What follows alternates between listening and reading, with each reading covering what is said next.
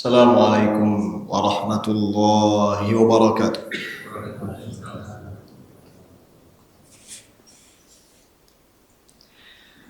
Alhamdulillah hamdan katsiran tayyiban mubarakan fih mubarakan alaih kama yuhibbu rabbuna wa yarda. Asyhadu an la ilaha illallah wahdah la syarika lah wa asyhadu anna Muhammadan abduhu wa rasuluh. Allahumma salli wa sallim ala nabiyyina Muhammad wa ala alihi wa ashabihi wa man ittaba'ahum bi ihsanin ila yaumiddin. Rabbana iftah bainana wa baina qaumina bil haqqi wa anta khairul fatihin.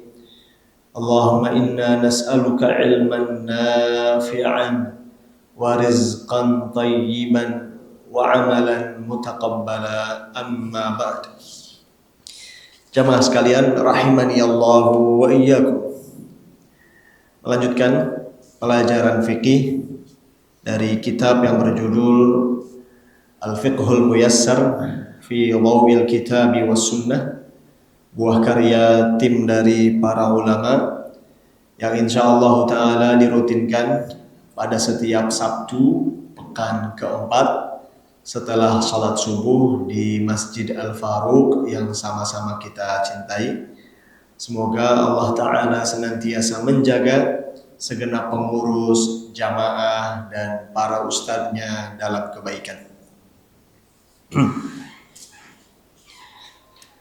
Jamaah sekalian rahimani Allahu wa iyyakum, masih melanjutkan bab tentang fikih salat Jumat, dan masih ada beberapa hal yang belum kita pelajari, di mana terakhir ya di bab tentang fikih salat Jumat pada subbahasan pertama telah kita pelajari hukum dan dalil yang mendasarinya. Di subbahasan kedua telah kita pelajari kriteria orang yang terkena kewajiban sholat Jumat. Di subbahasan ketiga telah kita pelajari ya tentang waktu pelaksanaan sholat Jumat. Dan yang terakhir ya di subbahasan keempat dan subbahasan kelima kita sedang pelajari fikih yang berkaitan dengan khutbah Jumat. Baik jamaah sekalian rahimani Allahu wa iyyakum, ya sebelum kita lanjut ya pembahasan berikutnya, sedikit kita mengulas bagian terakhir yang kita pelajari agar pembahasannya ya bersambung.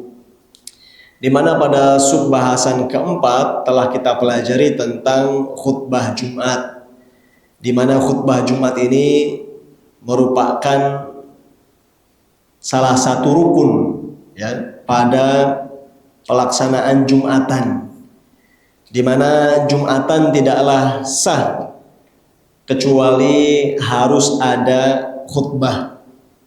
Yang demikian karena ya Nabi SAW dahulu selalu merutinkan adanya khutbah Jumat dan beliau tidak pernah meninggalkannya.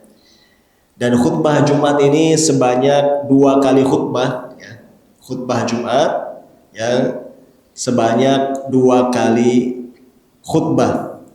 Dan agar ya agar sahnya sholat Jumat disyaratkan agar khutbah tersebut disampaikan sebelum ya dilaksanakannya sholat Jumat. Ini. Jadi kalau pada Jumatan khutbah dulu baru sholat. Sedangkan pada Id ya sholat dulu baru khutbah. Baik, lalu terakhir di subbahasan kelima tentang sunnah-sunnah di dalam khutbah. Sunnah-sunnah di dalam khutbah. Artinya perkara-perkara yang dianjurkan dalam khutbah yang ini hendaknya diperhatikan oleh para khatib. Di antaranya yang sudah kita baca, yang disunnahkan untuk mendoakan kebaikan bagi kaum muslimin. Disunnahkan untuk mendoakan kebaikan bagi kaum muslimin, ya. Untuk kebaikan urusan agama dan dunia mereka. Disertai pula doa kebaikan bagi para ulil amri kaum muslimin agar Allah Ta'ala berikan kesolehan dan taufik. Ini, ya. Ini termasuk sunnah dalam khutbah, ya, yaitu dipanjatkan doa-doa kebaikan bagi umat Islam dan juga dipanjatkan doa-doa kebaikan bagi ulil amri, ya. Dan juga telah kita sampaikan sebuah riwayat, ya, bahwa Nabi SAW itu biasa apabila beliau menyampaikan khutbah di hari Jumat, beliau pun memanjatkan doa-doa kebaikan dalam khutbahnya itu. Dan tatkala berdoa di atas mimbar, beliau itu berisyarat dengan jarinya. Beliau berisyarat dengan jarinya. Jadi khatib itu di atas mimbar, ya, berdoanya itu dengan berisyarat mengangkat jari, bukan dengan mengangkat kedua tangan. Jadi sunnahnya itu, ya, khatib dalam khutbahnya di atas mimbar kalau berdoa itu berisyarat mengangkat jari telunjuk, ya, dan tidak ada tuntunannya, ya, khatib di atas mimbar berdoa dengan mengangkat kedua tangan, ya. Perbuatan Nabi SAW dalam hadis yang sahih, beliau itu, ya, berisyarat dengan jari telunjuk yang kemudian doanya diaminkan oleh manusia, diaminkan oleh jamaah, ya. Lalu juga sudah kita baca ya, telah kita baca pula bahwa pada asalnya yang hendaknya bertindak sebagai khatib dan sholat Jumat itu satu orang yang sama. Ini pada asalnya, dan ini sunnahnya demikian, ya, yang bertindak ya, yang bertindak untuk menyampaikan khutbah dan memimpin sholat Jumat hendaknya satu orang yang sama. Ini pada asalnya seperti ini, ya.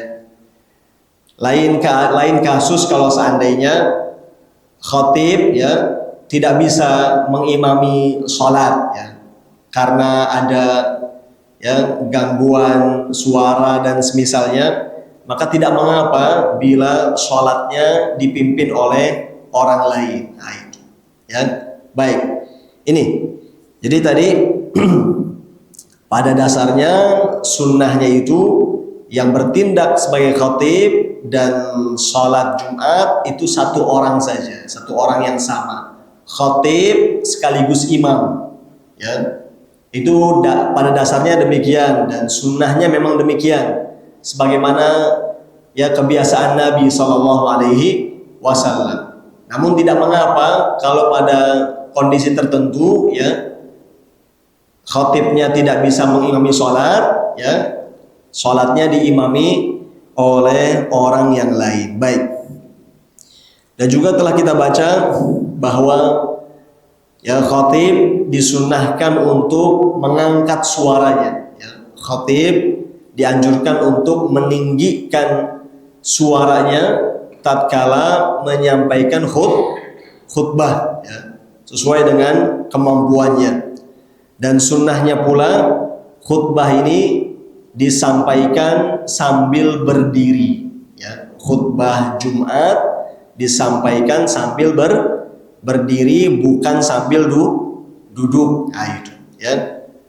Itu sebagaimana disebutkan dalam ayat di surat Al-Jumu'ah bahwa Nabi SAW itu ketika menyampaikan khutbah Jumat, beliau itu sambil berdiri, bukan sambil duduk. Demikian.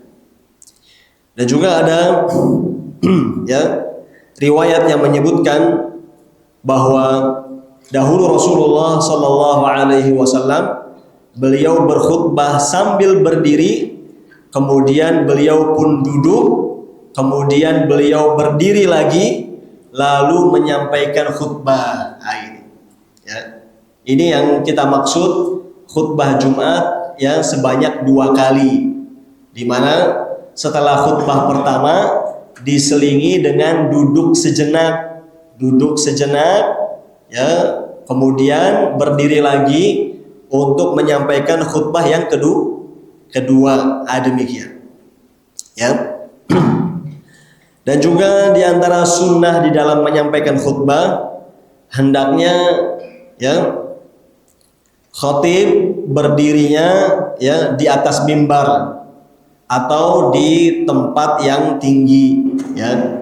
Karena memang kebiasaan Nabi Shallallahu Alaihi Wasallam, beliau itu kalau berkhutbah di atas mimbar beliau. Demikian, ya.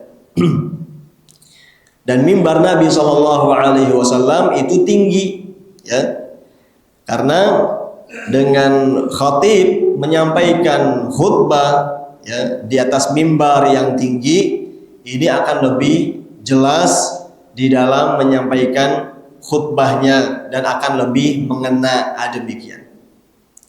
Dan memang sebagai faidah saja kita sampaikan bahwa ya kalau kita cermati dalam riwayat-riwayat yang sahih, kita akan dapati bahwa sifat atau model mimbar Nabi Shallallahu Alaihi Wasallam itu panggung, bukan podium. Saya ulang ya. Kalau kita kembali kepada hadis-hadis yang menceritakan tentang sifat mimbar Nabi Shallallahu Alaihi Wasallam, mimbar Nabi itu berupa panggung, bukan berupa podium. Dan disebutkan dalam hadis yang sahih bahwa mimbar Nabi itu memiliki 3 anak tangga. Itu. Dan itulah faidah mimbar. Itulah fungsi dan kegunaan mimbar. Mimbar itu fungsinya menjadikan sang khatib lebih tinggi daripada jamaah lainnya, bukan sejajar. Itu. Ya, ini mimbar Nabi Shallallahu Alaihi Wasallam itu ada 3 anak tangga. Demikian. Ya, yang menjadikan khatib ketika menyampaikan khutbahnya itu posisi lebih tinggi. Baik. Dan tadi sudah kita sampaikan ya bahwa 2 khutbah Jumat itu diselingi ya dengan duduk sejenak, ya. 2 khutbah Jumat diselingi dengan duduk sejenak. Demikian. Dan telah kita sampaikan pula bahwa termasuk sunnah di dalam menyampaikan khutbah Jumat, hendaknya khatib mempersingkat, hendaknya khatib meringkas ya 2 khutbah Jumat tersebut.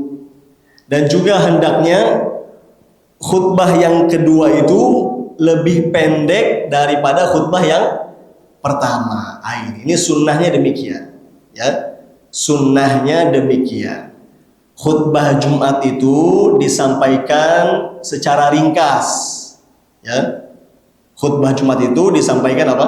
Secara ringkas, tidak berlama-lama, tapi singkat saja, ya, singkat, padat, jelas. Itu. Ini khutbah Jumat sunnahnya demikian. Dan hendaknya khutbah yang kedua itu apa? Lebih pendek dari khutbah yang pertama. Sehingga kalau ada khatib ya menyampaikan khutbah Jumat dengan durasi yang lama, ya, maka ini ya menyelisihi petunjuk Nabi Shallallahu Alaihi Wasallam. Hendaknya khutbah Jumat itu singkat, dan juga hendaknya khutbah yang kedua itu lebih singkat daripada khutbah yang pertama. Sehingga tidak tepat pula kalau ada khatib yang kemudian didapati khutbah keduanya malah lebih lama daripada khutbah yang pertama, ini juga tidak tepat. Baik. Ya. Kemudian juga termasuk tuntunan di dalam menyampaikan khutbah Jumat, hendaknya khotib mengucapkan salam. Ya. Hendaknya khotib mengucapkan salam, ya, terlebih dahulu kepada para makmum, ya, ketika awal kali pertama berdiri menghadap mereka. Ya. Jadi kan pada khutbah Jumat ini khotib naik mimbar, kemudian mengucapkan salam kepada para makmum, Assalamualaikum warahmatullahi wabarakatuh. Nah, itu. Kemudian khotibnya apa? Duduk.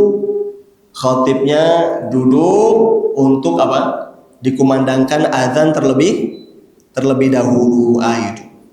Disebutkan dalam riwayat yang sahih bahwa dahulu Rasulullah Sallallahu Alaihi Wasallam apabila beliau menaiki mimbar, maka beliau pun mengucapkan salam terlebih dahulu. Ya.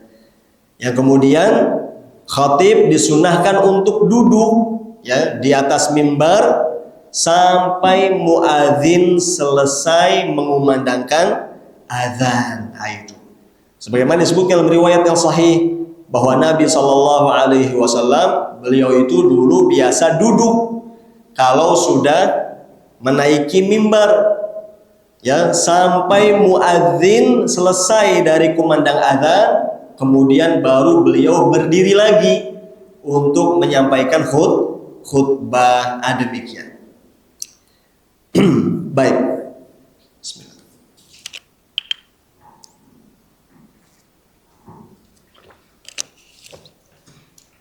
Dan disebutkan dalam kitab fikih Muyassar ini adanya kesunahan agar khotib itu ya bersandar atau bertelekan, ya, dengan memegang sebuah tongkat.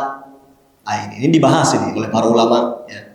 Dibahas oleh para ulama tentang khotib di atas mimbar memegang sebuah tongkat. Meskipun memang terjadi khilafiyah, ya, ada silang pendapat di kalangan para ulama akan hal tersebut, apakah itu disunnahkan atau tidak, ya. Di antara sebabnya yaitu perbedaan pendapat di dalam menilai derajat hadisnya tentang itu. Apakah hadisnya itu valid ataukah tidak? Ala kulli hal, ya, memang ada pembicaraan di kalangan para ulama tentang hal tersebut. Dan kalaupun seandainya di atas mimbar itu memang disediakan tongkat, ya maka tidak masalah, tidak mengapa, dan khotib bisa memegang tongkat tersebut. Baik. Dan juga, ya, disebutkan terakhir di sini disunnahkan khotib itu, ya, untuk menyampaikan khutbah, ya, dengan menghadapkan wajahnya, ya, ke hadapan para makmum sebagaimana perbuatan Nabi Sallallahu Alaihi Wasallam. Baik, beres, ya. Selesailah kita dari subbahasan yang kelima dan kita lanjut ke subbahasan yang keenam.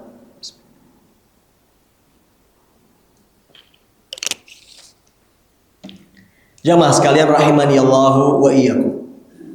Subbahasan yang keenam ialah perkara-perkara yang haram dilakukan. Perkara-perkara yang haram dilakukan, ya, tatkala Jumatan.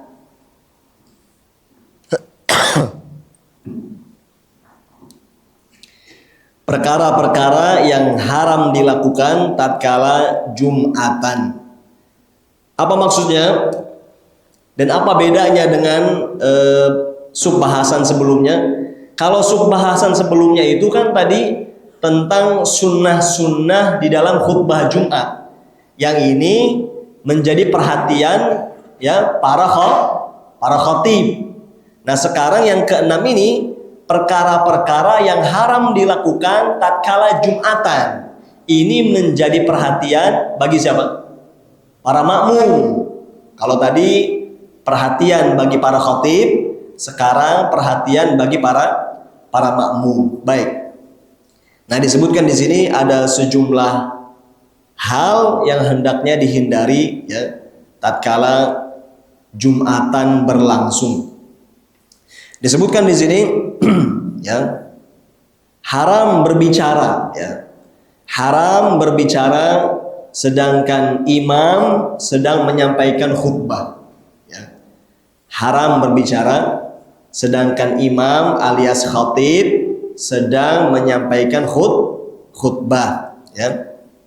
Ini artinya ya, adanya khatib naik ke atas mimbar menyampaikan khutbah itu fungsinya untuk didengarkan, fungsinya untuk disimak. Apa gunanya ada khatib berbicara kalau kemudian para makmum apa?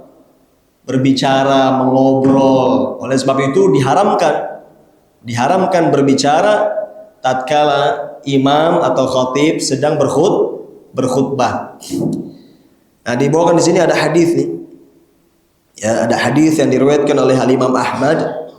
Nabi sallallahu alaihi wasallam bersabda, "Man takallama yaumal jumu'ah wal imamu yakhtub fahuwa kal himari yahmilu asfara." Kata Nabi sallallahu alaihi wasallam, barang siapa yang berbicara, barang siapa yang mengobrol pada hari Jumat padahal imam sedang berkhutbah, maka sejatinya dia seperti seekor keledai yang memikul kitab-kitab, yang memikul buku-buku. Ini celaan atau pujian? Celaan atau pujian? Celaan. Ya. Nabi SAW mengatakan bahwa orang yang berbicara, yang mengobrol di saat khatib sedang berkhutbah, kata Nabi SAW, dia seperti keledai. Pujian atau celaan? Celaan. Ya, seperti keledai yang dia memikul buku-buku. Ya. Itu artinya keledai cuma memikul buku-buku di atas punggungnya, namun dia tidak ya bisa mengambil manfaat dari buku-buku yang dia bawa. Cuma bawa buku saja tapi tidak bisa dibaca. Nah, orang kayak begini sama, kata Nabi Shallallahu Alaihi Wasallam, sudah ada khatib yang menyampaikan nasihat, wejangan, wasiat, ya, tidak disimak, malah sibuk mengobrol. Persis ini mirip seperti apa? Keledai, ya, yang cuma bawa buku tapi tidak bisa mengambil manfaat dari buku yang dia bawa.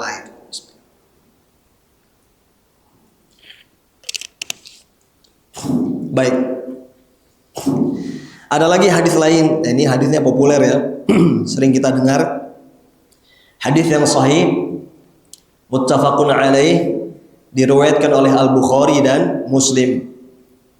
Rasulullah sallallahu alaihi wasallam bersabda, "Idza qulta li sahibika ansit wal imamu yakhtub faqad laghauta." Kata Nabi sallallahu alaihi wasallam, apabila engkau berkata kepada kawanmu, ansit, diamlah, sedangkan imam sedang berkhutbah, maka sungguh engkau telah ya berbuat sia-sia, telah mengucapkan hal yang sia-sia. Ini ya, demikian. Ini ya. Jadi ini menjadi dasar dalil tentang haramnya berbicara, haramnya mengobrol di saat khatib sedang berkhutbah. Sampai-sampai tadi kata Nabi SAW, seseorang ya yang berkata kepada kawannya, diamlah. Nah, orang yang berbicara seperti ini tetap dikategorikan sebagai apa? Telah berbuat sia-sia, telah mengucapkan kalimat yang sia-sia, dicela oleh Nabi Shallallahu Alaihi Wasallam. Karena yang betul, ya, yang betul hendaknya setiap orang ya yang betul, hendaknya setiap orang, setiap jamaah, setiap makmum ya itu masing-masing fokus, diam, menyimak khutbah yang disampaikan. Sampai-sampai tadi seorang makmum yang menegur makmum yang lain dengan mengatakan diamlah, padahal khatib sedang apa? Berkhutbah, itu tetap dikategorikan apa? Sia-sia, kata Nabi Shallallahu Alaihi Wasallam. Demikian. Karena ketika khutbah sedang disampaikan, yang berhak untuk berbicara hanya khatib. Yang berhak bicara hanya siapa? Hanya khatib. Oleh sebab itu, di atas mimbar khatib itu punya wewenang, punya ya hak untuk menegur. Wih, yang tidur. Wih, yang ngobrol. Wih, yang main HP. Begitu. Ya. Nah, ini khatib nih.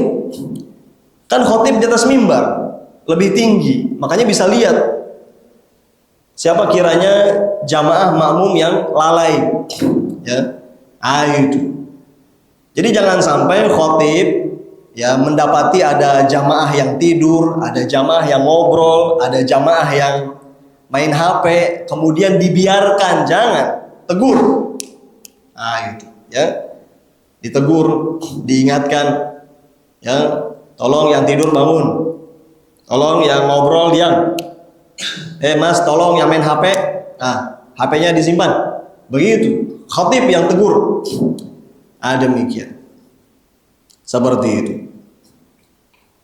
Saya pribadi beberapa kali menyampaikan khutbah di beberapa masjid di Jakarta, di masjid perkantoran, pemerintahan. Ada sebagian ya. Itu para pejabat, ada yang tidur main HP, saya tegur itu, Pak, yang tidur, yang main HP. Begitu. Ya, demikian. Mau pejabat kek, mau siapa kek, kalau turu apa turu? Kalau tidur bangun. Itu ya. Demikian. Nah, ini khatib yang berwenang. Seperti itu. Baik. Itu biasanya kalau sehabis ditegur begitu, ya, itu melek udah sampai akhir itu. Ya. Udah hilang itu ngantuknya itu, ya. Baik. Jamaah sekalian rahimani Allahu wa iyyakum. Berikutnya disebutkan di sini haram melangkahi leher-leher jamaah, ya. Pundak-pundak, ya. Jamaah, para makmum, ya. Ini nih disebutkan tuh tatkala khutbah sedang berlangsung. Ini hal kedua. Tadi hal pertama itu diharamkan berbicara ketika khatib berkhutbah. Yang kedua, diharamkan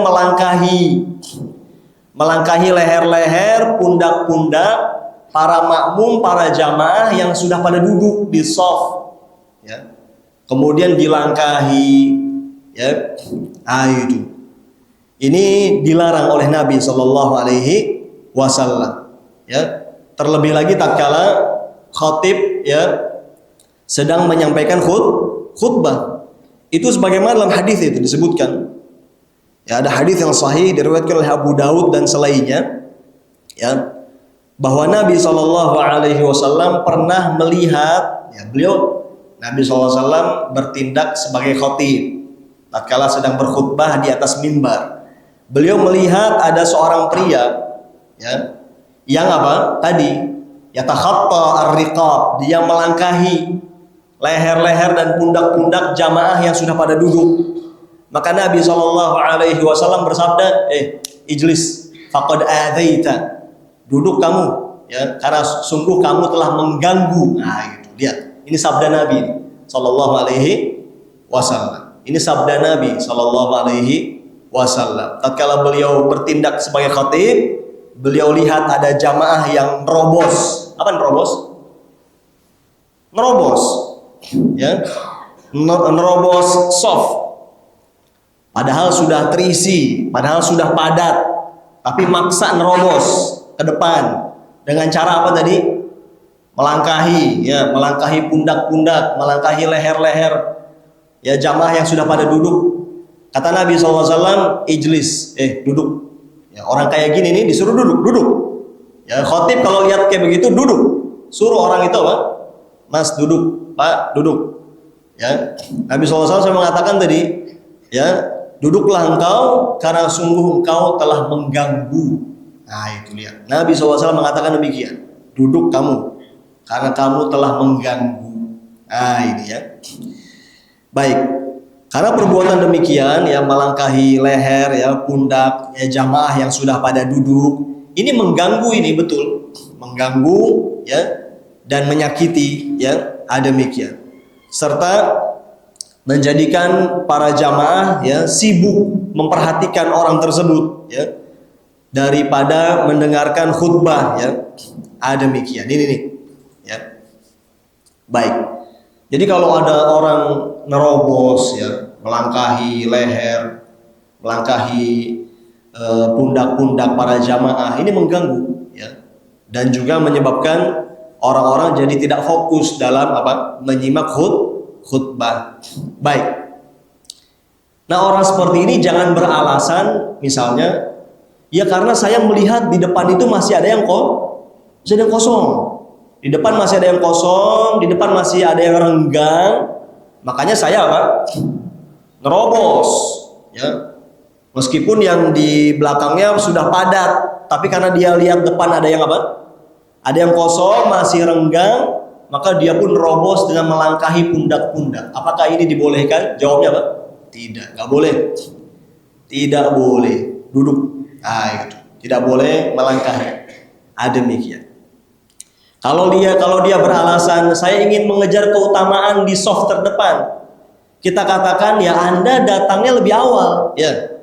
Datangnya apa? Lebih awal. Ini udah datangnya belakangan, ya.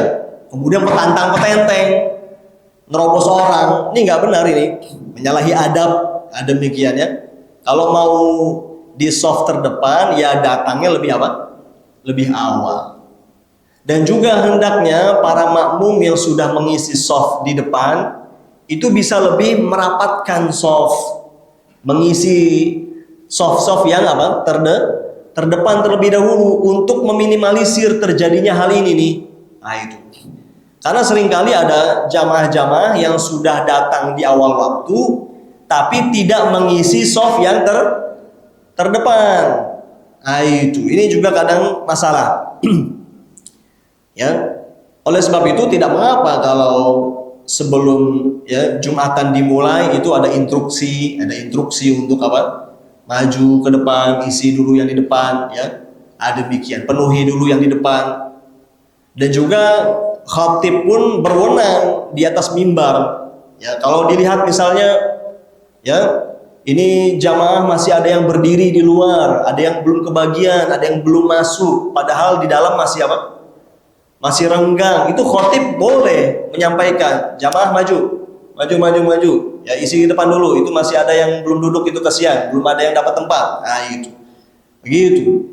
Itu namanya khotib yang cerdas, khotib yang menguasai medan. Jadi bukan khotib yang cuma ceramah, nah itu, tapi khotib yang juga apa? Memperhatikan situasi, ya, untuk kenyamanan, ya, Jumatan. Demikian. Baik. Ya. Nah, disebutkan di sini ada pengecualian, kecuali bagi imam atau khotib, ya, ketika datang, ya. Misalnya ini khotib, ya, ketika datang, ya, baru memasuki masjid, ingin naik mimbar, didapati jamaah sudah padat, sudah terisi, dan tidak ada akses untuk ke depan ke mimbar, maka tidak mengapa. Nah, ini bagi siapa? Bagi khotib. Tidak mengapa kalau khotib itu untuk, ya, menerobos dengan pelan soft tersebut, ya. Tapi adapun untuk makmum jamaah maka tidak boleh. Demikian. Adapun sekarang, ya, alhamdulillah, ya, sudah dikondisikan di mana khotib kalau ingin naik mimbar ya bisa melewati pintu samping ya, pintu ini, sehingga tidak perlu apa? Tidak perlu menerobos jamaah yang ada. Baik. Lanjut. Disebutkan di sini ya, dimakruhkan ya, tidak sampai haram ya. Dimakruhkan untuk memisahkan antara dua orang yang sudah duduk bersebelahan. Ini dimakruhkan ya untuk memisahkan antara dua orang yang sudah duduk apa? Bersebelahan. Ini sebagaimana disebutkan dalam hadis ya. Hadis yang sahih diriwayatkan oleh Al-Bukhari di mana Nabi SAW menyebutkan di antara adab-adab dalam Jumatan ya. Kata Nabi SAW, "Tsumma raha falam yufarriq baina itsnain." Ya, "Tsumma raha falam yufarriq baina itsnain." Kata Nabi SAW, kemudian orang tersebut ya dia berangkat ke masjid, lalu dia pun tidak memisahkan di antara dua orang yang sudah duduk apa? Bersebelahan. Nah, ya. Jadi ini adabnya ini ya. Adabnya dalam mengisi shaf ketika pelaksanaan sholat Jumat ya. Hendaknya seorang itu ya tidak apa?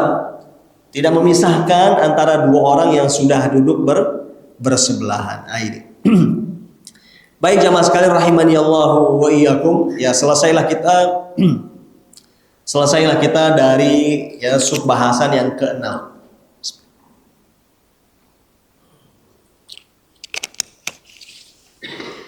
Ya. Baik.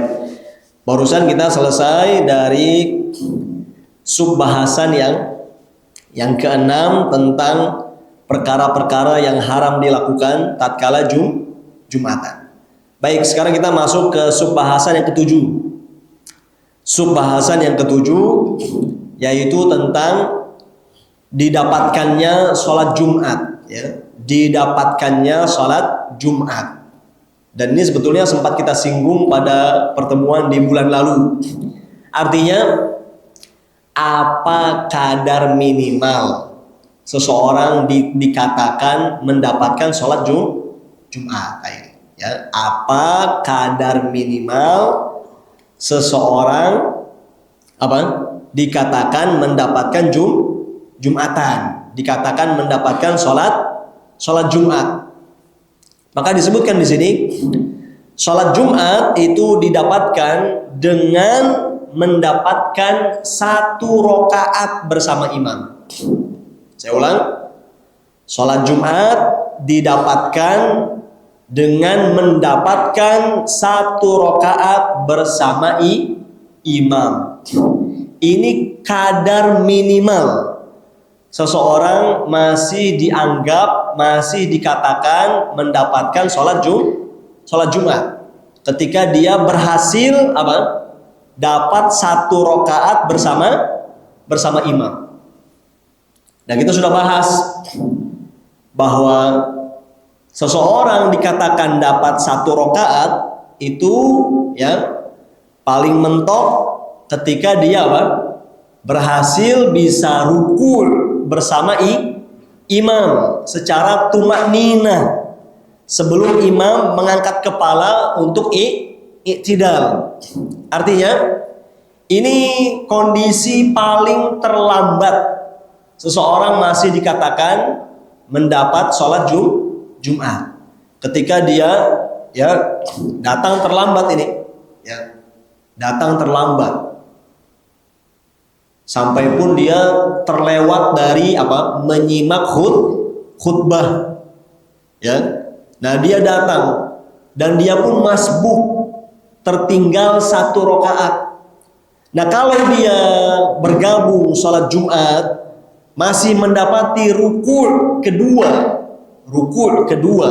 rakaat kedua bersama imam, maka dia masih dikatakan mendapatkan sholat Jumat dan dia tinggal apa? Sempurnakan 1 rakaat lagi. Kan masbuk ya. Nah, ini.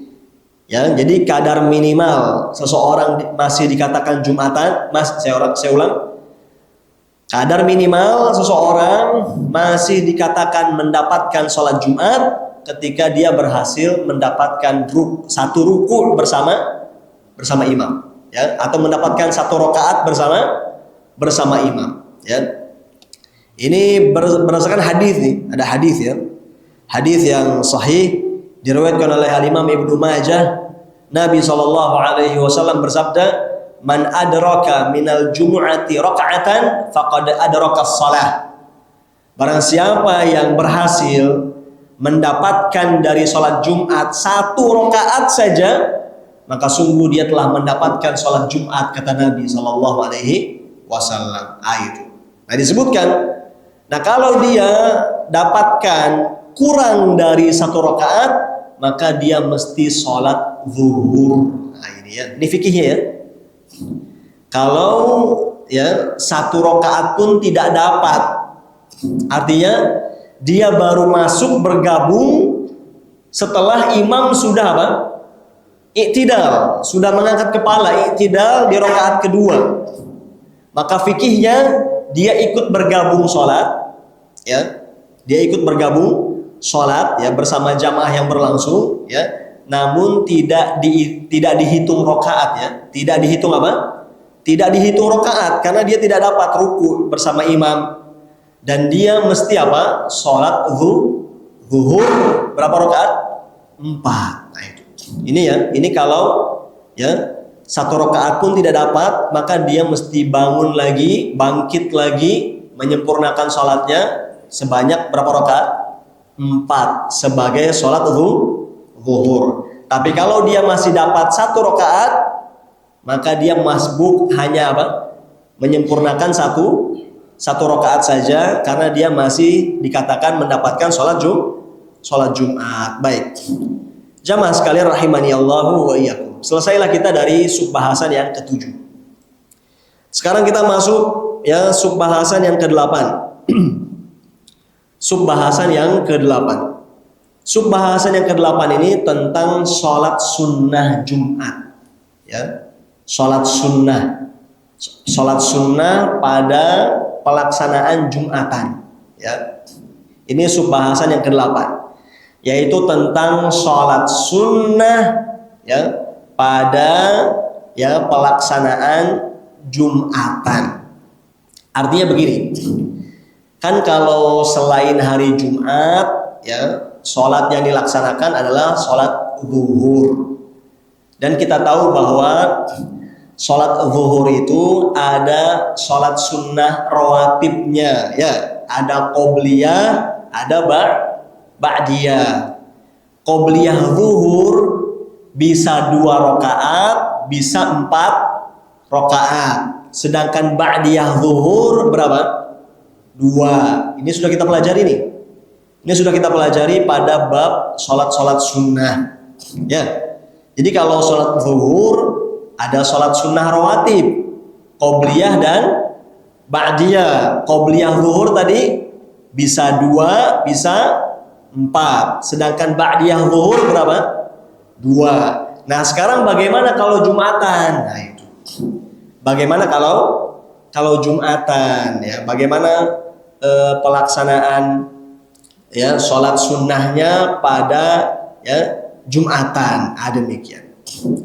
Maka disebutkan di sini, ya, ya, di kitab ini tidak ada pada sholat Jumat sunnah qobliyah.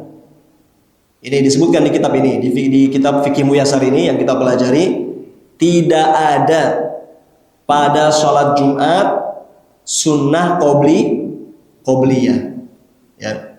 Artinya begini, kan kalau sholat zuhur ada qobliyah.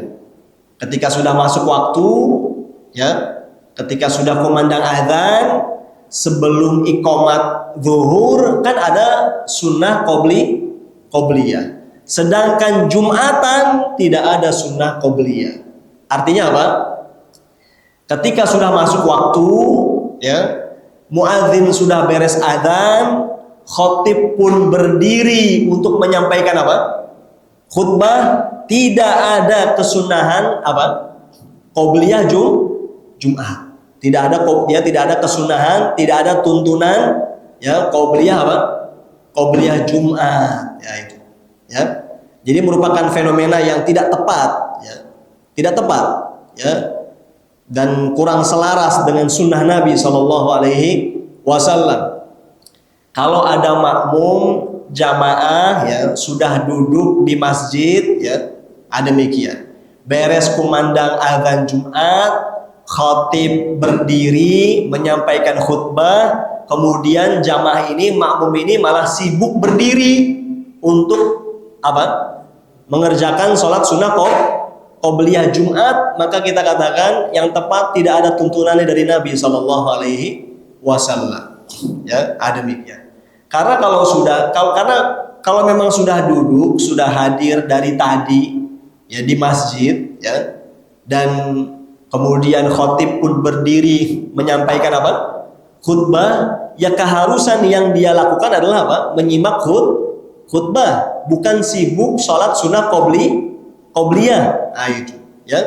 Dan memang kita tidak dapati adanya tuntunan dari Nabi Shallallahu Alaihi Wasallam demikian. Seperti itu. Nah, disebutkan di sini, ya, yang ada kesunahannya, nih. Yang ada kesunahannya adalah, ya, sholat sunnah mutlak.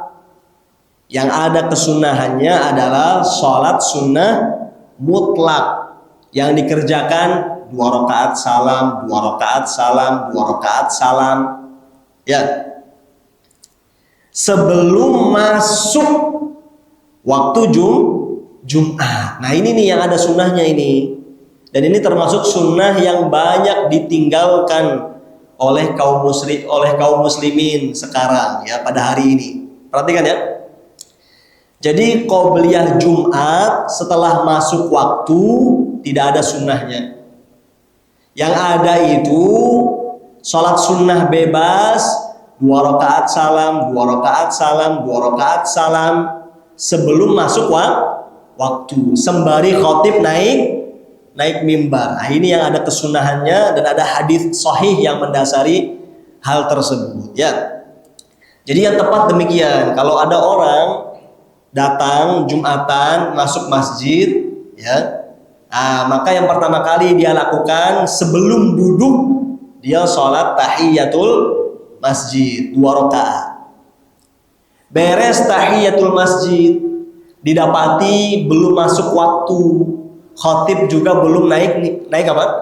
Naik mimbar, maka ada kesunahan bagi makmum jamaah untuk sholat sunnah lagi. Bebas berapapun rokaatnya, tidak terbatas. Yang penting 2 rakaat salam, 2 rakaat salam, 2 rakaat salam, 2 rakaat salam sampai khatib naik mimbar. Itu yang ada kesunahannya. Dan ini banyak ditinggalkan oleh, ya, sebagian kaum muslimin, ya, di zaman sekarang, ya. Demikian. Kebanyakan jamaah Jumatan sekarang itu, ya, setelah masuk masjid, sholat tahiyatul masjid, ya, masih ada waktu, khatib belum naik mimbar, kemudian duduk. Duduk macam-macam, ada yang baca Quran, ya, ada yang zikir bebas, ada yang berdoa, ada yang masih mengobrol, gak apa-apa. Ya, kalau perhatikan, ya, kalau khatib belum naik mimbar itu masih boleh apa? Masih boleh ngomong, masih boleh bicara, ya, masih boleh berbincang, asalkan tidak mengganggu jamaah yang lain, ya. Masih ada yang main HP, ya. Ini masih boleh, ya. Ini macam-macam orang nih. Saya sebutkan macam-macam orang di zaman sekarang ketika masuk masjid Jumatan. Setelah tahiyatul masjid, sebelum masuk waktu, sebelum khatib naik mimbar, umumnya pada duduk. Ada yang duduk baca Quran, ada yang berzikir, ada yang berdoa, ya, ada yang masih mengobrol, ada yang masih menggunakan HP, ya. Ini semua tidak mengapa, ya. Ini semua tidak mengapa. Namun sunnahnya itu apa tadi? Sholat sunnah 2 rakaat 2 rakaat, ada demikian. Baik. Nah itu. Jadi kalau ditanya mana yang lebih afdol antara baca Al-Quran dengan sholat sunnah 2 rakaat tadi, maka jawabnya apa? Yang lebih afdol itu sholat sunnah. Perhatikan ya, baca Al-Quran bagus, berzikir bagus, berdoa bagus, tapi di waktu tersebut yang afdol itu apa? Sholat sunnah. 2 rakaat salam, 2 rakaat salam, 2 rakaat salam, sembari menunggu khotib naik mimbar. Dan ini sunnah yang banyak ditinggalkan. Ya. Kebanyakan itu apa? Kebanyakan itu sibuk baca Quran, sibuk zikir, sibuk doa, sibuk ngobrol, sibuk pakai HP. Ada demikian. Tadi kita katakan ya, baca Quran bagus, zikir bagus, ya berdoa bagus. Tapi yang lebih bagus dari itu pada saat tersebut adalah sholat sunnah. Nah itu ya. Baik. Nah ini yang ada tuntunannya dari Nabi Shallallahu Alaihi Wasallam. Ya. Karena dalam hadis disebutkan ya. Karena ya dalam hadis yang sahih Nabi SAW menyebutkan di antara adab-adab dalam Jumatan, beliau katakan fasalla ma kutiba lahu. Lalu dia pun mengerjakan sholat ya apa yang dituliskan baginya. Artinya apa yang dia dapatkan. Bebas 2 rakaat salam, 2 rakaat salam, 2 rakaat salam ya. Nah itu sampai khotib naik mimbar. Ya, ini juga berdasarkan perbuatan para sahabat radhiyallahu anhum. Nah ini. Jelas ya? Baik. Nah itu. Jadi tadi ya saya ulang, untuk qobliyah Jumat ya, ketika sudah masuk waktu ya yang tepat tidak ada kesunahan, tidak ada sunnahnya. Yang ada itu tadi sholat sunnah bebas 2 rakaat salam, 2 rakaat salam sebelum masuk waktu dan sebelum khotib naik mimbar. Baik jamaah sekalian rahimani Allahu wa iyyakum. Ini. Tadi itu sunnahnya ya, ada demikian. Nah adapun sunnah rawatib ya, sunnah rawatib pada Jumatan itu cuma ada ba'diyah. Nah, itu. Kan tadi kita katakan qobliyah Jumat tidak ada tadi. Qobliyah Jumat apa? Tidak ada. Yang ada tadi ya justru sebelum masuk waktu. Nah yang menjadi sunnah rawatib pada Jumatan itu adalah ba'diyah. Ba'diyah Jumat ya. Jadi kalau zuhur itu rawatibnya lengkap, ada qobliyah, ada ba'diyah, sedangkan Jumat itu rawatibnya cuma apa? Cuma ba'diyah, tidak ada qobliyah, ada demikian. Nah, sekarang di sini disebutkan di kitab ini disebutkan untuk sholat sunnah rawatib ba'diyah Jumat ya. Maka disebutkan di sini bisa 2 rakaat, bisa 4 rakaat, dan bisa pula 6 rakaat. Nih faidah ya. Ba'diyah Jumat itu berdasarkan riwayat-riwayat yang sahih, ba'diyah Jumat ya, bisa 2, bisa 4, bisa 6. Kita baca di sini ya. Hadis yang pertama, hadis yang sahih muttafaqun alaih, diriwayatkan oleh Al-Bukhari dan Muslim. Nabi SAW bersabda, kata beliau, idza shalla ahadukum al-jumu'ah falyusalli ba'daha 4 rakaat.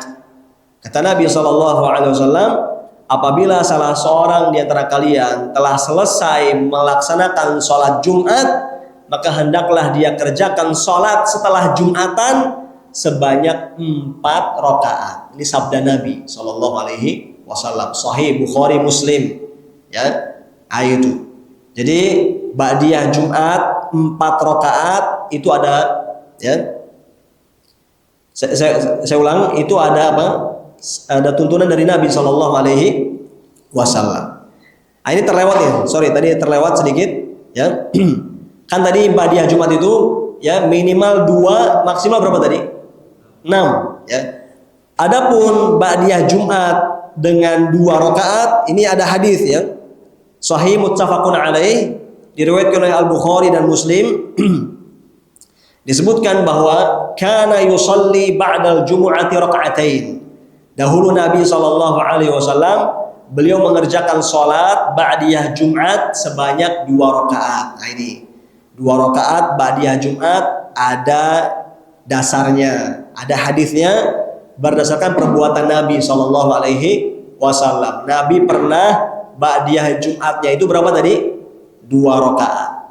Hadis yang lain yang tadi kita baca ya, yang sahih diriwayatkan oleh Imam Muslim, Nabi sallallahu alaihi wasallam bersabda, apabila salah seorang di antara kalian telah beres mengerjakan sholat Jumat, maka hendaklah dia kerjakan sholat ba'diyah Jumat sebanyak 4 rakaat. Nah, itu.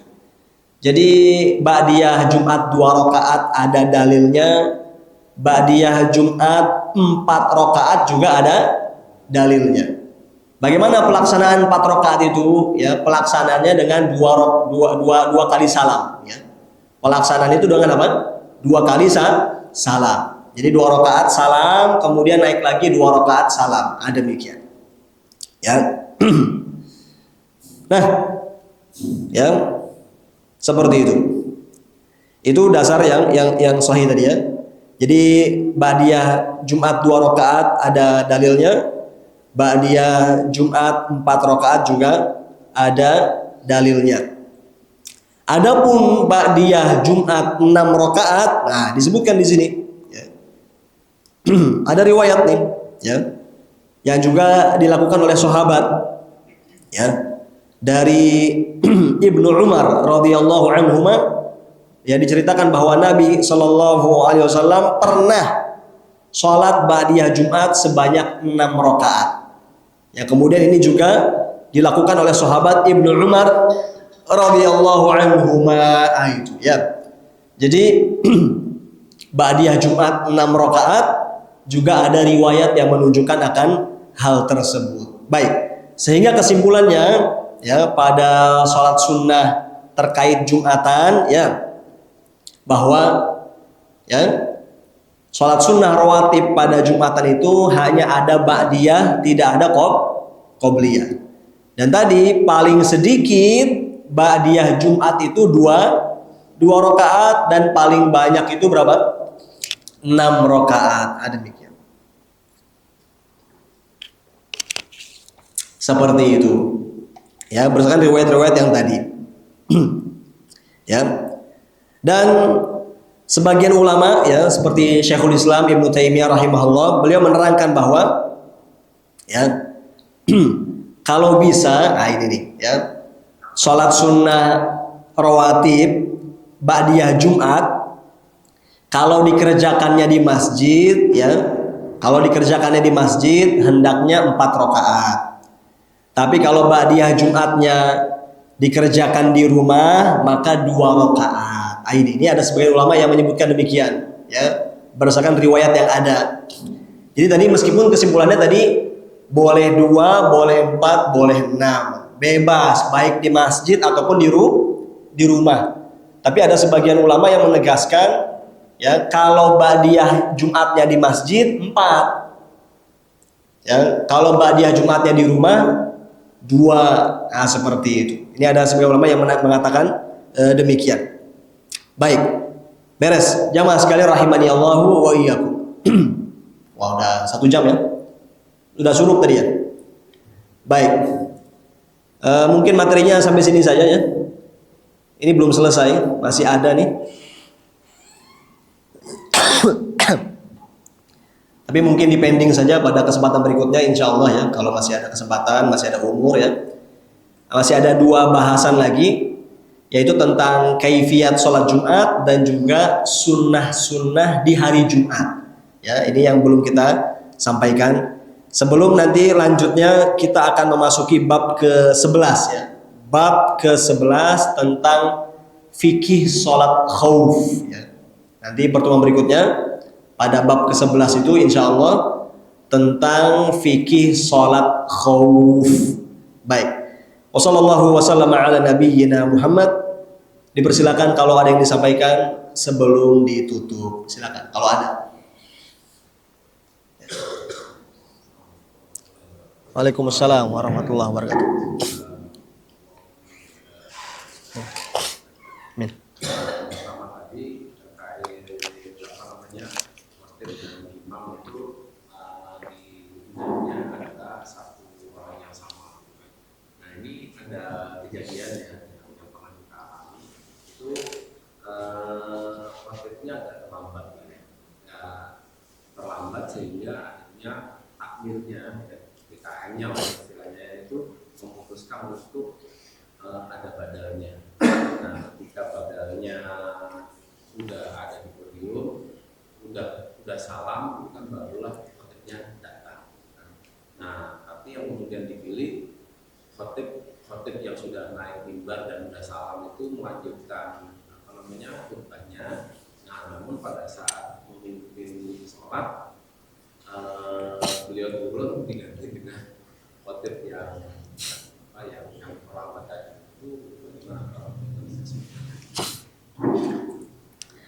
Baik, terima kasih banyak. Semoga Allah Ta'ala menjaga Bapak dan kita semua dalam kebaikan. Maka kasus yang disebutkan tadi terkait keabsahannya sah ya.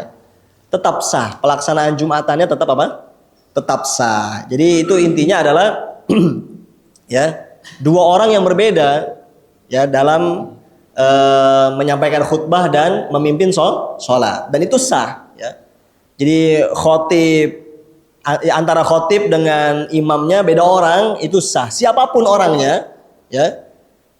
Kalau seandainya tadi beda orang itu tetap dikatakan apa? Sah. Meskipun tadi pada asalnya sunnahnya itu dirapel satu orang saja ya merangkap ya khotib sekaligus apa? Sekaligus imam. Tapi kalau tadi seperti itu sah. Dan biasanya dalam rangka menghargai ustadznya udah datang daripada boros. Ya kita hargai dan yalah Ustaz jadi imamnya ya. Demikian seperti itu enggak apa-apa. Nah, Allah. Terus yang kedua itu kan ada sunat sholat mutlak ya.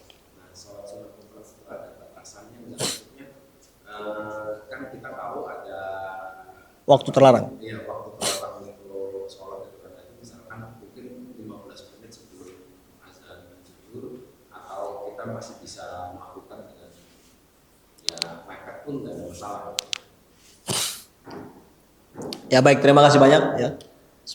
Maka jawabnya ya betul ya bahwa pada asalnya sholat sunnah mutlak itu terlarang untuk dikerjakan di waktu-waktu terlarang. Kita pernah bahas waktu itu babnya waktu-waktu terlarang mengerjakan sholat sunnah mutlak. Namun pada kondisi ini, kondisi Jumatan, ini ada pengecualian karena ada hadis tadi ya tentang ya kesunahan anjuran untuk mengerjakan sholat sunnah 2 rakaat salam yang patokannya itu ialah menunggu khotib naik mimbar yang padahal kita tahu itu waktu terlarang sebetulnya ya kan waktu terlarang pada saat itu adalah ketika matahari tepat di atas kepala ya ditunggu hingga tergelincir masuk waktu zuhur. Artinya kalau matahari telah tepat di atas kepala itu pada dasarnya itu waktu terlarang. Tapi pada hari Jumat ada pengecualian. Ya, masih tetap bisa mengerjakan sholat sunnah ya. Yang jadi patokan adalah khotib ya selama khotib belum naik mimbar. Seperti itu. Allah. Yang lain? Yuk. Waalaikumsalam warahmatullahi wabarakatuh. Kalau kita yang datang kebetulan yang tidak datang ke Ka'bah bisa memang khotib sudah berubah. Terus apakah masih boleh kita melaksanakan sholat tahiyatul masjid? Karena kan tadi yang khotibnya kan nggak ada makan.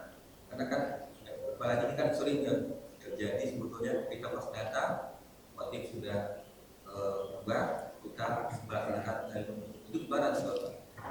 Baik, terima kasih banyak. Semoga Allah Ta'ala menjaga Bapak dan kita semua dalam kebaikan. Ya. Nah sekarang kondisinya baru masuk masjid ya, ketika khotib sudah berdiri menyampaikan khutbah.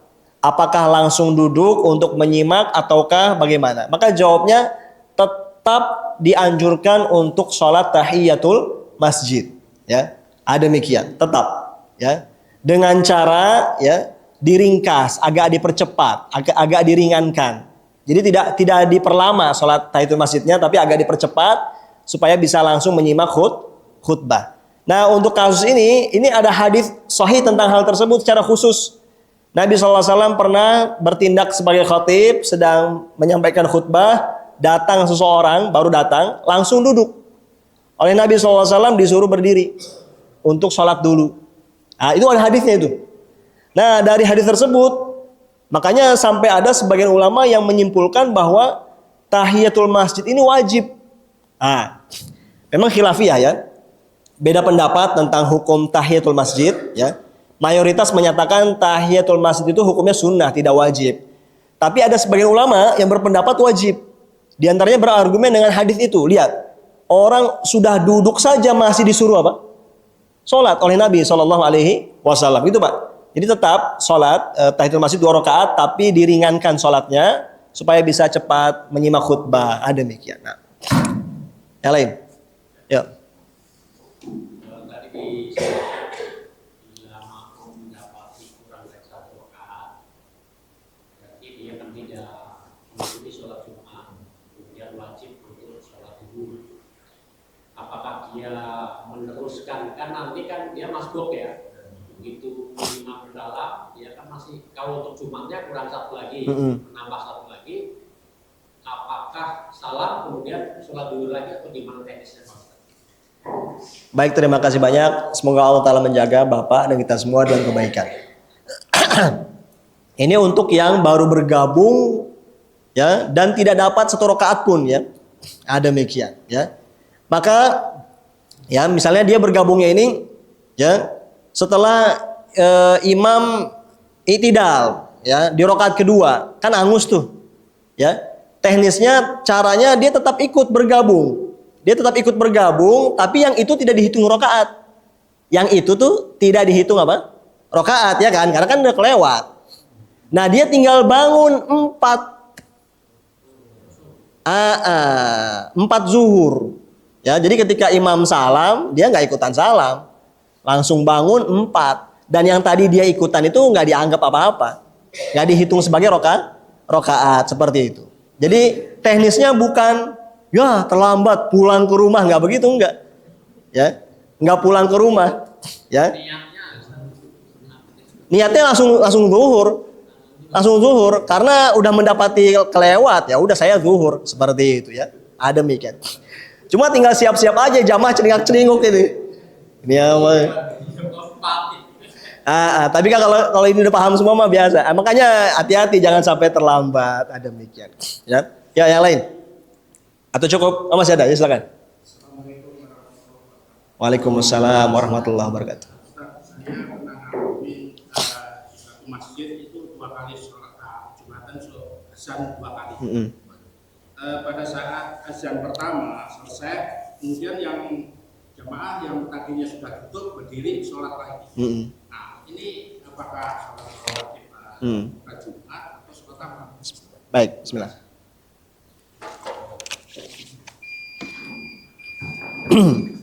Terima kasih banyak.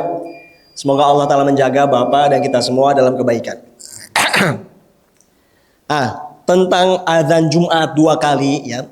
Pertama, ini pernah kita singgung ya pembahasannya ketika kita mempelajari bab tentang azan dan iqamah. Ya, demikian. Di mana ya, kalau sholat zuhur kan normal, azannya cuma sekali. Untuk Jumatan ini memang dibahas oleh para ulama. Ya, Jumatan ini ya, apakah azannya juga sekali saja ataukah dua kali? Maka ringkasnya begini, ya. Ringkasnya begini. Ya. Sepanjang Nabi hidup sallallahu alaihi wasallam, kemudian juga masa khilafah Abu Bakar, masa khilafah Umar, itu azan Jumat cuma sekali. Sepanjang Nabi SAW hidup sampai masa khilafah Umar itu azan Jumatan cuma apa? Cuma 1 kali. Belum dikenal 2 kali, itu nggak ada 2 kali. Di masa Nabi SAW itu tidak ada azan Jumat dua kali. Ya. Azan Jumat 2 kali itu baru ada di masa Utsman. Ya, adzan Jumat 2 kali itu baru dilaksanakan di masa kekhilafahan Utsman. Jelas ya? Nah, itu. Dan Utsman kita tahu beliau adalah salah seorang khulafaur rasyidin.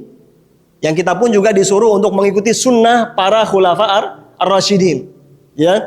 Nah, ini yang dihidupkan oleh Utsman pada masanya, pada masa kekhilafahannya, bahwa adzan Jumatan itu sebanyak dua kali. Dan kalau kita mau cermati prakteknya, nah ini nih, ya. Kalau seandainya kita mau mengikuti sunnahnya Utsman tadi, ya, adzan Jumat 2 kali. Nah, kalau kita baca riwayatnya, kita akan dapati bahwa adzan pertama itu dikumandangkan sebelum masuk waktu. Ini prakteknya Utsman nih. Adzan pertamanya itu dikumandangkan sebelum masuk waktu. Ya, sebelum masuk waktu zuhur sudah dikumandangkan adzan. Itu satu. Yang kedua, kumandang adzannya di pasar. Nah, ini nih. Di riwayatnya itu apa? Kumandang adzannya di pasar. Ya. Jadi fungsi adzan pertama Jumatan itu tadi sebelum masuk waktu dan kumandang adzannya di mana? Di pasar, itu untuk memperingatkan kaum muslimin, siap-siap nih, udah mau Jumatan, ya. Jadi yang di pasar yang sibuk, nah itu kumandangkan azan tuh di situ, agar mereka siap-siap, gitu ya. Dan pada saat itu kan belum ada speaker, ya, belum sampai suara sampai meluas seperti itu kan. Demikian. Itu prakteknya Utsman. Nah, jelas ya? Ya. Nah, kalau kita mau mengamalkan sunnahnya Utsman, ya terapkan seperti itu juga. Ya, terapkan seperti itu juga. Azan pertamanya itu sebelum masuk waktu dan kumandangnya di pasar, di tempat umum. Demikian, ya. Adapun pengamalan sebagian saudara-saudara kaum muslimin di zaman sekarang yang mempraktekkan azan Jumat 2 kali, ya. Kita dapati azan pertamanya setelah masuk waktu, sehingga azan keduanya agak geser kan. Itu. Yang kedua, azannya juga di masjid, ya, pakai speaker sampai 2 kali juga, gitu. Jelas ya? Demikian. Sehingga ya kalau kita mau jujur kurang selaras sebetulnya dengan amalan Utsman. Jelas ya? Dan kata para ulama yang lebih afdol adalah ya sunnahnya Nabi SAW, bahwa semasa beliau hidup azan Jumat cuma 1 kali. Apalagi sekarang sudah ada speaker, sehingga tidak perlu ada azan Jumat dua kali, gitu ya Pak ya. Nah, saudara-saudara kita yang menerapkan azan 2 kali di masjid, ya, itu biasanya tadi itu, ya, sudah masuk waktu azan pertama itu, beres azan pertama, gini teknisnya nih, kalau di sini, ya, biasanya di sebagian masjid, ya, ya sudah masuk waktu azan pertama dulu, khotib belum naik mimbar tuh. Ya kan? Kemudian beres adzan pertama pada berdiri, ya. Dengan alasan ini qobliyah Jumat. Nah, ini nggak ada prakteknya di zaman Nabi SAW, ya. Baru kemudian khotib naik mimbar, lalu adzan yang kedua, gitu ya. Demikian. Seperti itu Pak, untuk perkaranya. Nah. Cukup? Masih ada lagi? Siapa dulu ya ini? Ya, silakan. Ya. Waalaikumsalam warahmatullahi wabarakatuh.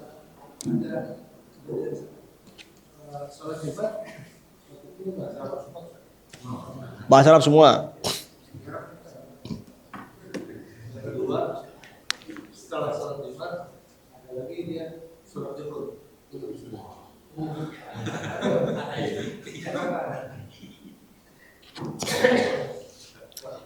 Baik, terima kasih banyak. Semoga Allah Ta'ala menjaga Bapak dan kita semua dalam kebaikan. Nah, ini tentang bahasa pengantar pada khutbah Jumat. Ya, demikian. Ya. Nah, ini ada yang full bahasa Arab, ya. Padahal ini di Jawa, ini orang Jawa, ini orang Sunda, ya. Demikian. Maka jawabnya ini tidak tepat praktek seperti itu, ya. Tidak tepat, ya. Itu. Karena dalam Al-Qur'an itu disebutkan bahwa para rasul saja diutus dengan bahasa kaum mereka, seperti itu. Dan fungsi dari khutbah Jumat itu adalah untuk memberikan wejangan, wasiat. Apa faedahnya tiap Jumatan? Ya, disampaikan khutbah dengan bahasa Arab, sedangkan jamaahnya tidak mengerti, tidak paham. Belum lagi itu teks bertahun-tahun di mimbar itu, dilaminating sampai lecek itu. Ya, ini sebetulnya nggak tepat praktik seperti ini ya. Yang betul adalah dengan bahasa yang dipahami oleh orang setempat, seperti itu Pak. Itu yang pertama. Ya. Yang kedua ya, kalau ditanya itu sah atau tidak, jawabnya sah. Kalau secara keabsahan sah, cuma nggak tepat ya dari maksud tujuan adanya khutbah Jumat. Adapun yang kedua tadi beres sholat Jumat, sholat zuhur. Ini kunaon nih teh? Banyak kemungkinan sih, banyak kemungkinan. Ya kita bisa husnudzon di antaranya nih. Barangkali tadi dia itu ikut Jumatan lupa bersuci. Lupa bersuci bisa jadi. Bisa jadi kan? Ya. Hah? Oh berjamaah. Nah, ini kalau seperti ini nanyanya bukan nama saya, nanya sama mereka. Nanyanya sama mereka yang ngamalin ya. Ada mikir nih, kenapa nih kalau diulang berjamaah rame-rame? Tapi yang biasanya yang tersebar di sebagian tempat praktek seperti ini berangkat dari was-was. Yang saya tahu ya, ini berangkat dari apa? Dari was-was karena menilai Jumatan yang tadi, Jumatan yang barusan tidak sah, nggak afdol. Ini ada nih. Dan ini repot kalau tiap Jumatan kayak begitu. Ngapain Jumatan kalau zuhur lagi? Itu ya. Itu aja Pak. Jadi tanyanya ke mereka Pak, tanya saya enggak. Silakan. Terakhir apa? Silakan. Waalaikumsalam warahmatullahi wabarakatuh. Tadi kan ada Bapak bilang itu ada ajan 2 kali. Nah terus sikap kita gimana? Ya. Kita melaksanakan, kita mengikuti atau apa? Kita mengikuti atau kita biasa saja gitu setelah ajan itu? Baik, terima kasih banyak. Semoga Allah Ta'ala menjaga Bapak dan kita semua dalam kebaikan. Ini kita sebagai jamaah, sebagai makmum yang kemudian yang kebetulan sholat Jumat di suatu masjid gitu ya, yang menerapkan adzan dua kali. Ya, jadi bagaimana sikap kita? Ya jawabnya biasa aja tadi. Jawabnya biasa aja kalau emang seperti itu. Misalnya gini, sekalipun sebetulnya kita kurang srek misalnya, tapi ya kita udah di situ ya sudah, ikuti saja. Jelas ya? Ada demikian. Jadi azan 2 kali tetap ya kita tidak mengapa kita menjawab azan 2 kali juga karena azannya 2 kali ya kita jawab lagi dua kali menjawab azan ya. Kan sunnah menjawab azan ada demikian. Nah, ya seperti itu. Nah setelah beres azan pertama ya kita nggak usah qobliyah nggak ada, kita duduk aja sampai nunggu khatib naik mimbar gitu aja Pak. Itu ya ada demikian. Lain kalau seandainya seseorang punya kemampuan, punya keilmuan, kalau dia mau ajak diskusi aja, ada demikian. Gitu Pak ya. Tapi jadi tadi kesimpulannya biasa saja. Karena yang dipraktekkan dan yang diamalkan di Masjidil Haram, di Masjid Nabawi juga 2 kali adzannya, betul nggak? Yang pernah Jumatan di sana? Di Masjidil Haram, Masjid Nabawi itu adzannya juga dua kali. Ini memang masalah khilafiyah sebetulnya. Ini sebetulnya Bapak masalah khilafiyah. Tapi kita dalam beragama itu dalilnya adalah sabda Nabi Shallallahu Alaihi Wasallam. Contoh beliau ada demikian ya. Adapun praktek di tempat ini di tempat itu bukan dalil. Yang jadi dalil itu adalah sunnah Nabi Shallallahu Alaihi Wasallam. Gitu Pak. Ada demikian. Cukup. Beres. Demikian. Kurang lebihnya mohon maaf. Ya. Kita berdoa pada Allah Subhanahu Wa Taala. Semoga apa yang kita pelajari bermanfaat. Ya. Dan menjadi pemberat timbangan kebaikan pada hari kiamat kelak. Kita berdoa pada Allah Subhanahu wa taala, semoga Allah taala senantiasa memberkahi hidup kita ya, memudahkan semua urusan kita dan semoga Allah taala berikan kepada kita semua rezeki yang halal, rezeki yang barokah dan semoga Allah taala berikan kepada kita semua husnul khatimah, akhir hidup yang baik. Wassallallahu wasallam ala nabiyyina Muhammad. Subhanakallahumma wa bihamdika asyhadu an la ilaha illa anta astaghfiruka wa atubu ilaika. Wassalamu alaikum warahmatullahi wabarakatuh.